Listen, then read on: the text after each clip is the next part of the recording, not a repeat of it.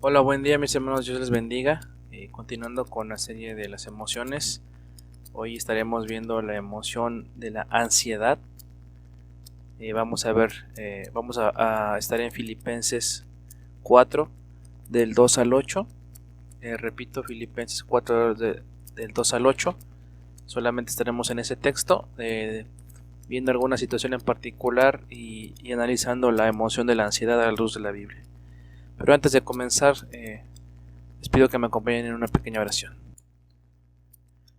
Señor y Padre nuestro, te agradezco la oportunidad, Señor eterno, que me das de poder compartir un mensaje más, Padre.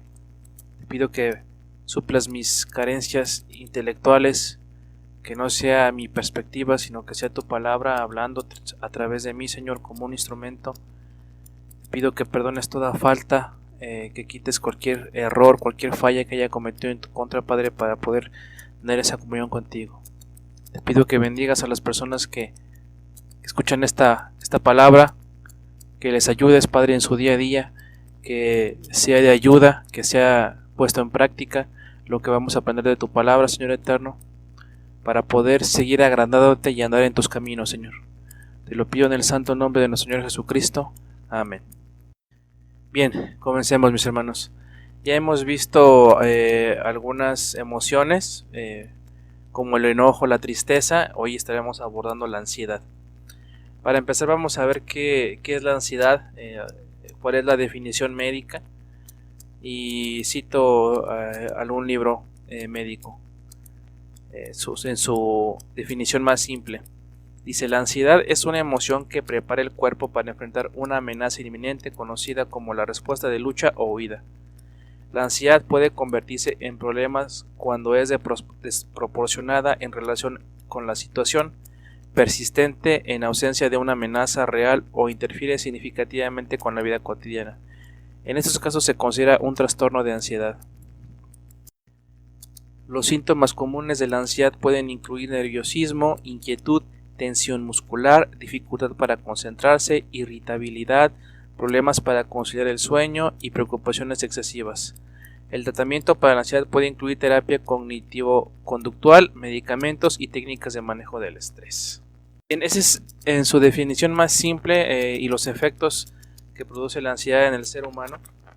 Vamos a ver qué dice vamos a analizar un texto en la Biblia como tal. Vamos a ver un ejemplo práctico. Repito, estaremos en Filipenses 4, de 2 al 8. Y doy lectura. Dice: ahora les ruego a Evodia y a Síntique, dado que pertenecen al Señor, que arreglen su desacuerdo. Y te pido a ti, mi fiel colaborador, que ayudes a esas dos mujeres, porque trabajaron mucho a mi lado para dar a conocer a otros la buena noticia.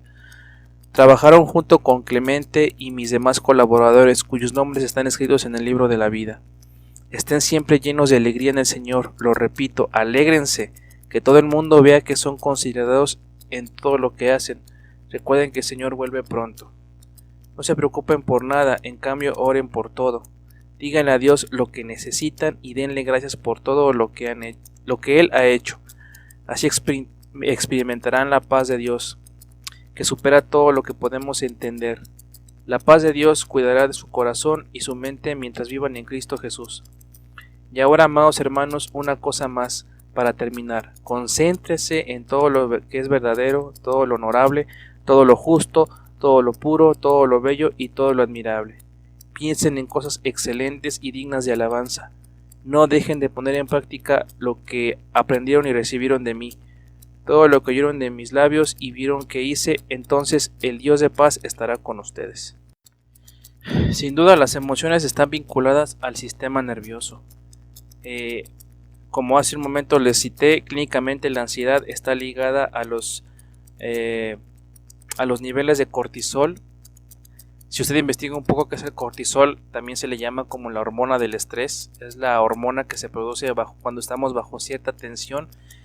Cuando sentimos ansiedad, esta hormona se produce de manera natural. Sin embargo, vivimos en una sociedad en la cual normalmente o constantemente estamos bajo tensión, bajo diferentes circunstancias que nos hacen sentir ansiosos. como la inseguridad. México vive un momento de inseguridad muy marcado. Cualquier colonia, ya a cualquier hora, es peligrosa en cualquiera de los estados de México. Normalmente si nosotros pasamos por algún lugar oscuro a altas horas de la noche o de la madrugada, caminando o en automóvil, nos sentimos tensos, sentimos ese temor de híjole, posiblemente ojalá nadie salga y me asalte, o alguien se me atraviese para hacerme daño, etcétera, etcétera. Bueno, automáticamente empezamos a imaginar escenarios, generamos escenarios mentalmente. Y la hormona o el cortisol no distingue entre situaciones reales o imaginarias. En el momento que nosotros empezamos a imaginarnos el momento en el que estamos en riesgo, en peligro, bajo amenaza, ya se empieza a producir el cortisol, ya nos empezamos a sentir estresados, nos empezamos a sentir tensos, con poco de temor. Dependiendo la naturaleza de cada quien, empezará a sentir los efectos del cortisol. Pero sin duda esta hormona nos invade de alguna manera, por lo que incluso aunque no estemos pasando por una situación realmente que nos haga sentir ansiosos, tan solo con imaginarlo ya empezamos a liberar la hormona del estrés, por la cual vimos que nos prepara para correr o para pelear. Es una de las dos acciones muy comunes que tendemos a generar.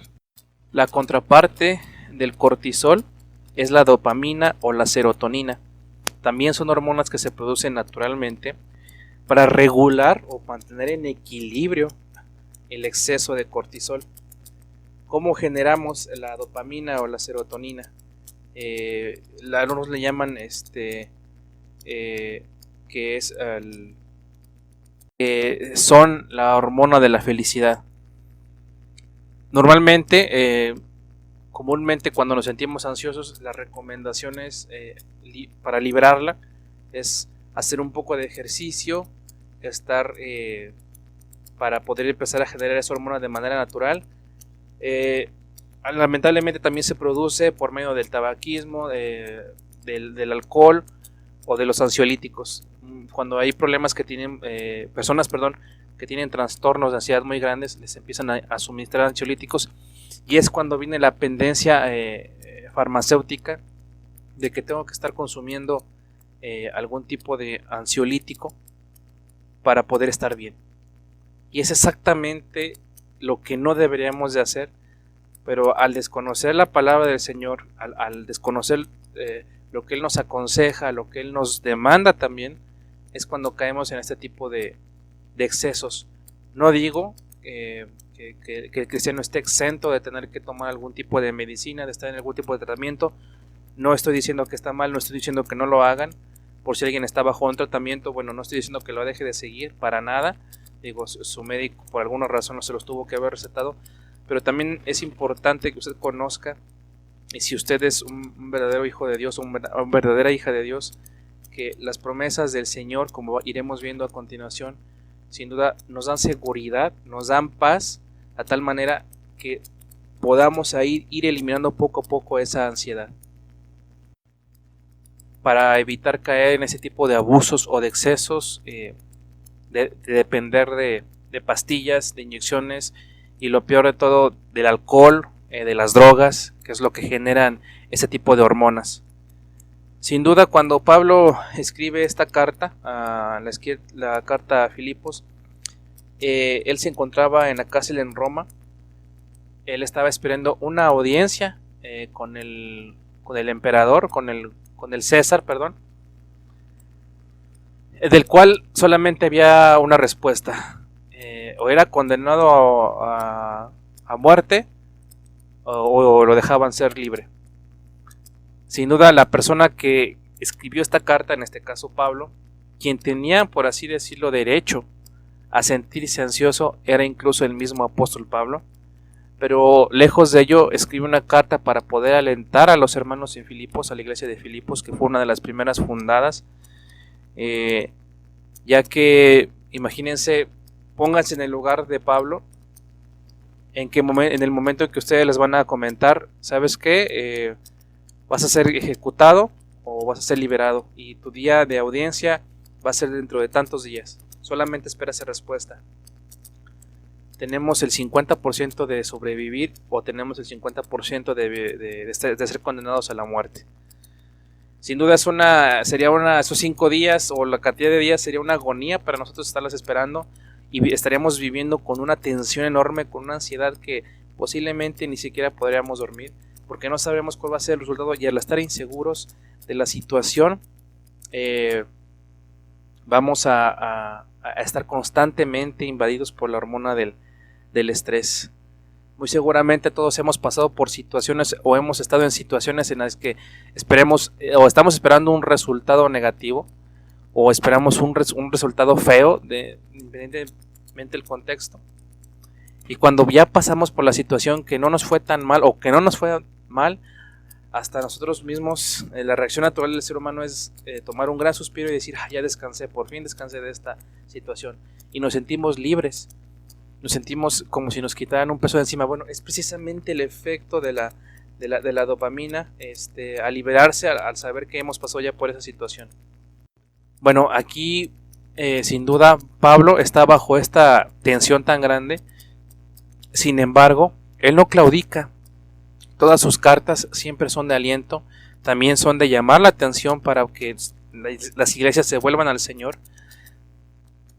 Pero en ningún momento, en ninguno de ellos, vemos a Pablo completamente abatido, caído, en el cual reniegue de su fe, en el cual se pregunte o se cuestione por qué.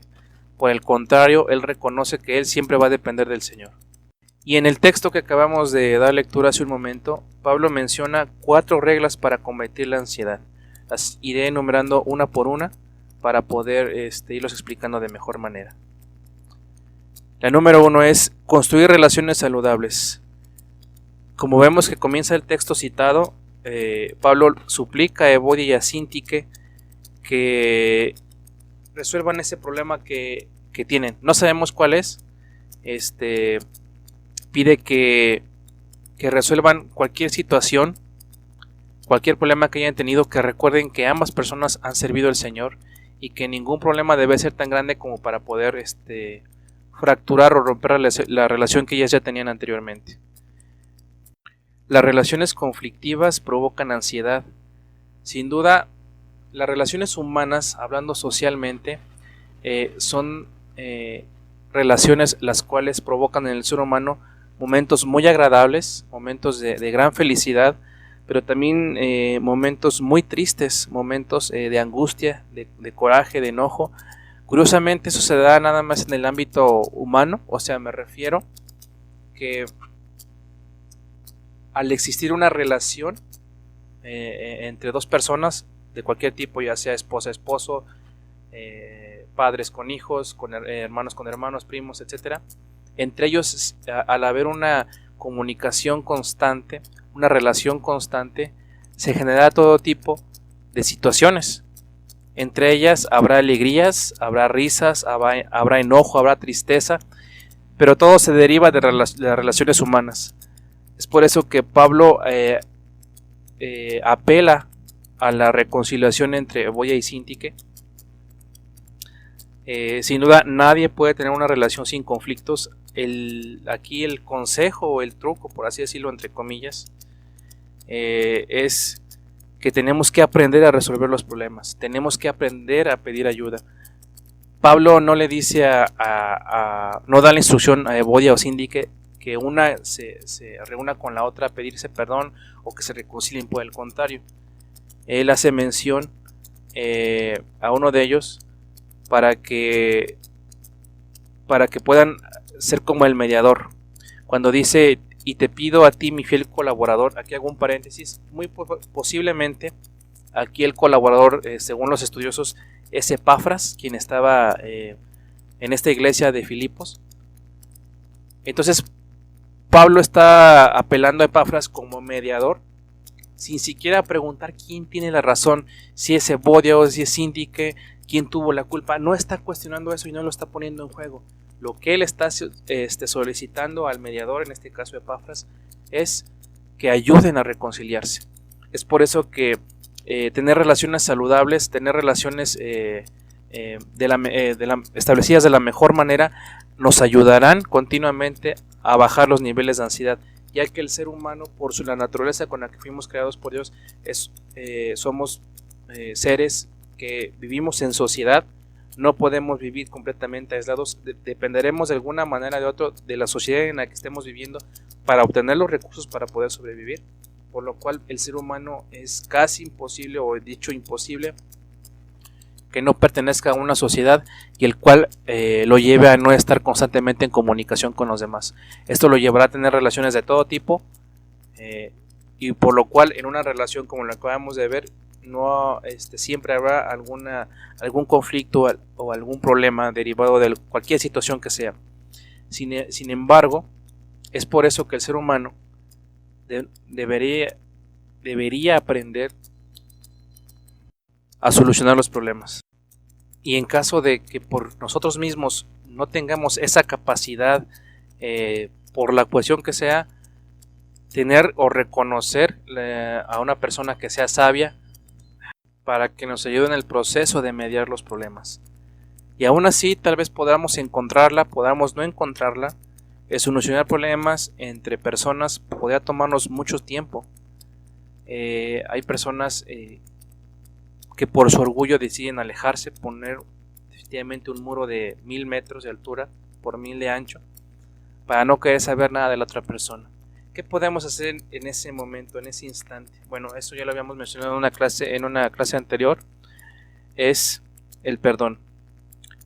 Podemos tardar mucho en poder solucionar algún problema, o tal vez incluso en el peor de los escenarios es nunca arreglarlo. Pero lo que no puede tardar es el perdón, ya que para el perdón se requiere solo una persona.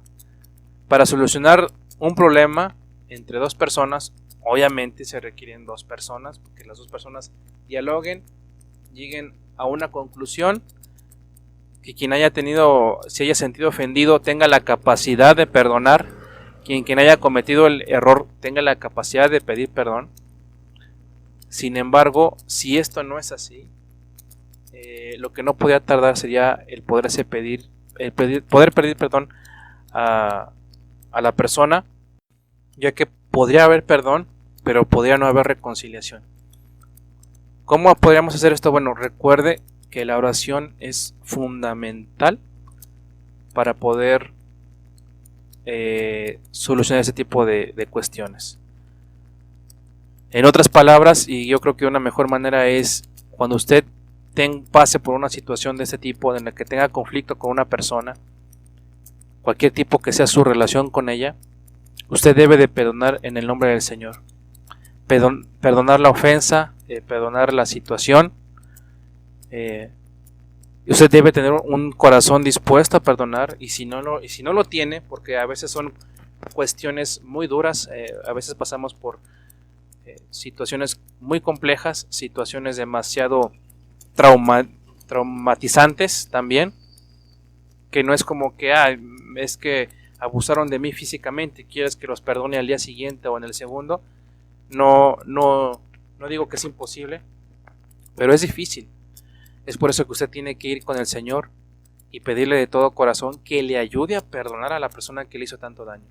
No es fácil, son situaciones muy complejas, y lo que sí le puedo aconsejar es que en ese tipo de situaciones se acerque a alguien que es verdaderamente sabio en la palabra del Señor para que le ayude a llevar este proceso, porque difícilmente como personas solitarias podemos llevar este problema solos, y nos tomaría mucho tiempo, o lejos de ayudarnos nos vamos a perjudicar, nos vamos a empezar a amargar, vamos a vivir con ansiedad, con ese estrés continuo, constante, al no poder soltar esta ansiedad que podemos estar sintiendo. Bien, el segundo punto es fortalecer la relación con el Señor.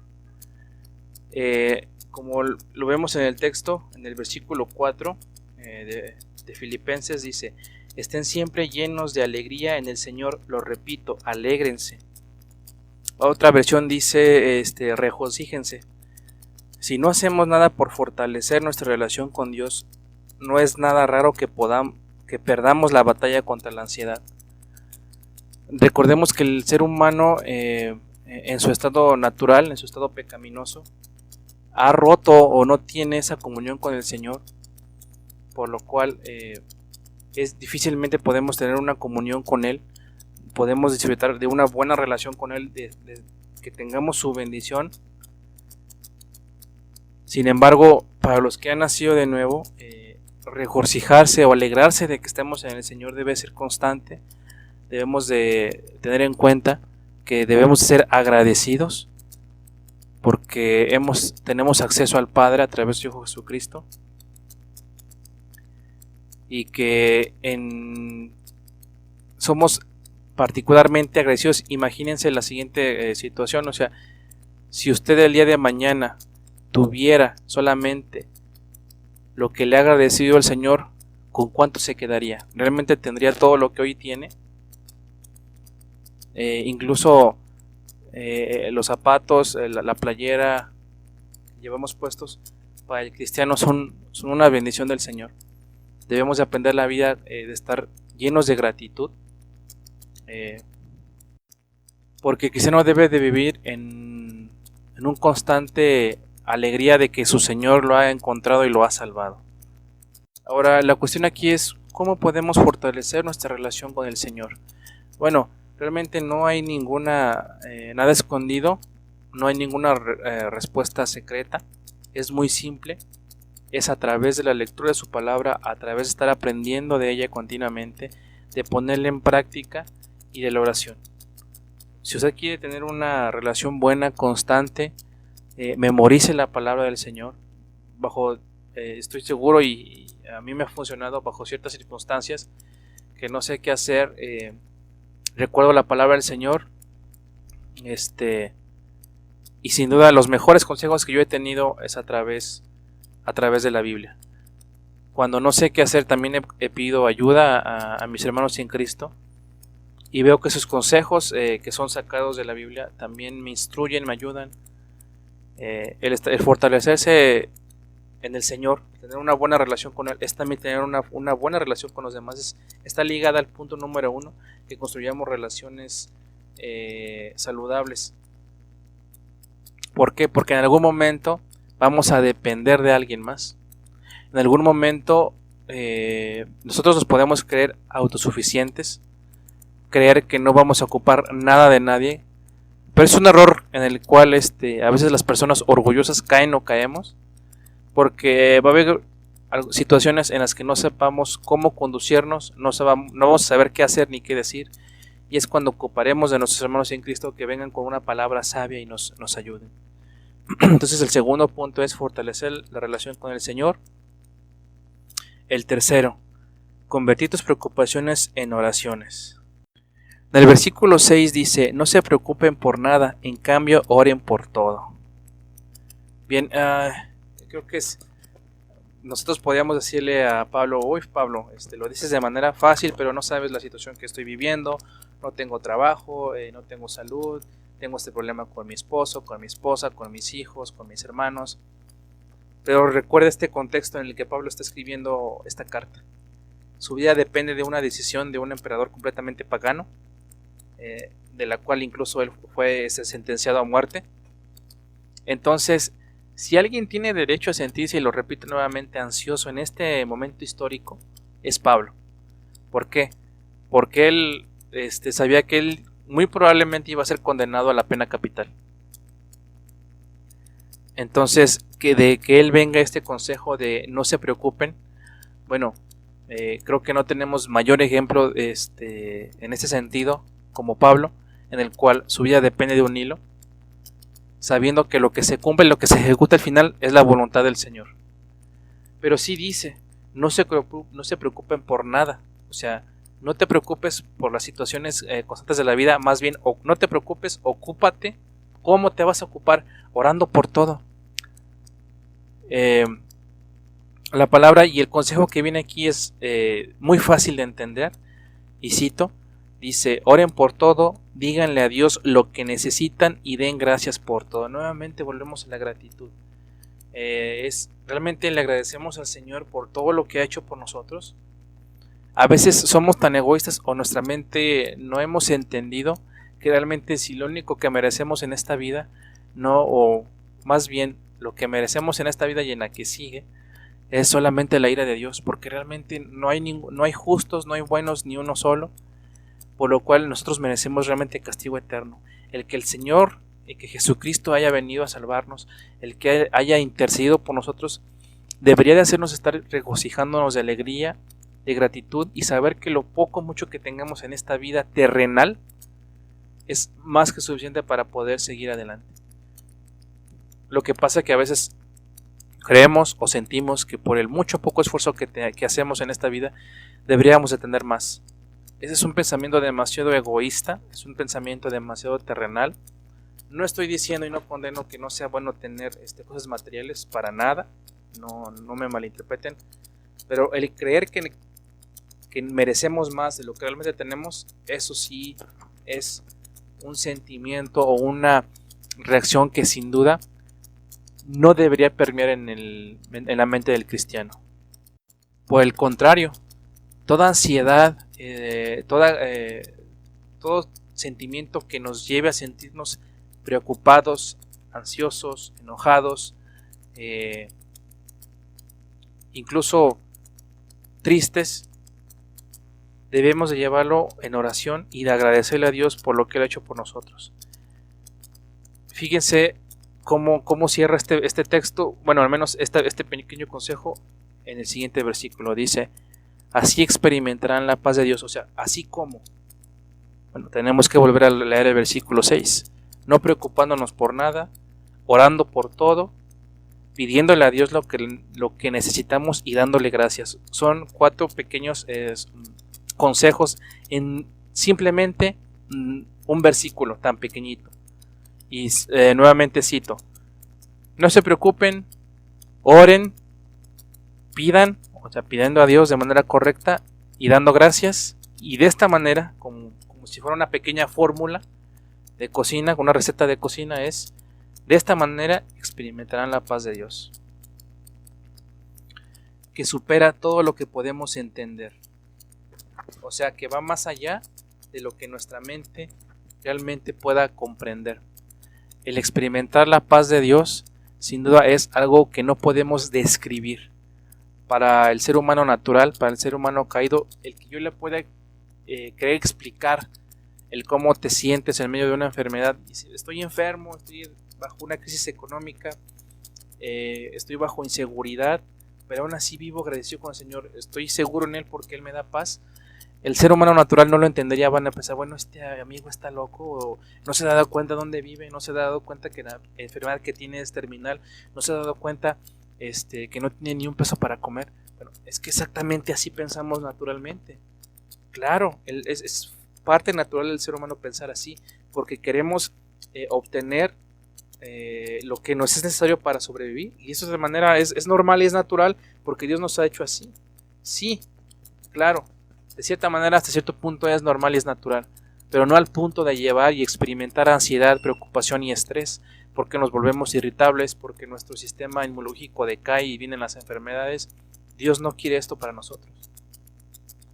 Dios quiere que vivamos agradecidos con Él, que vivamos en comunión con Él y que vivamos constantemente con una relación continua y mutua con nuestros hermanos en Cristo y con la sociedad de una mejor manera. Y por último, ya para concluir con la enseñanza de hoy, en el punto número 4 es: vigilemos nuestros pensamientos.